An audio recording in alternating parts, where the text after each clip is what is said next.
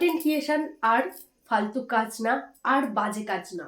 Content creation এখন পৌঁছে গেছে সম্মানের জায়গায়। সম্মান দিয়েছে আমাদের ভারত সরকার। ভারত সরকারকে আমার তরফ থেকে অনেক অনেক ধন্যবাদ।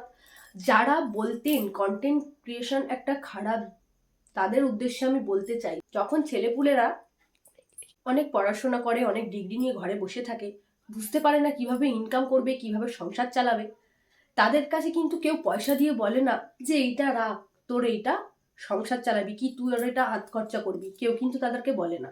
সবাই বলে যে পয়সাটা সব কিছুতে ম্যাটার করে না। আমি বলবো পয়সাটাই সব কিছুতে ম্যাটার করে। পয়সা না থাকলে তোমাকে কেউ চিনবে না, তোমার দিকে কেউ ঘুরেও তাকাবে না।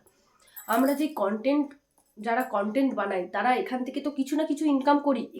আমাদেরকে যে ভারত সরকার সম্মান দিয়েছে, আমি যারা খারাপ ভিডিও বানান তাদের কাছে একটাই অনুরোধ করব, এই সম্মানটা আমাদেরকে ধরে রাখতে হবে। খারাপ ভিডিও বানিয়ে, খারাপ মেন্টালিটি নিয়ে ভিডিও বানিয়ে তো ভিউজ বাড়ালেই সব কিছু হবে না। তাই এই সম্মানটা যে আমরা পেয়েছি, এই সম্মানটাও আমাদেরকে ধরে রাখতে হবে। তাই সবাইকে অনুরোধ করব যে খারাপভাবে ভিডিও করবেন না, যতটা ভালোভাবে ভিডিও বানাতে হয় তত ভিডিও বানাবেন।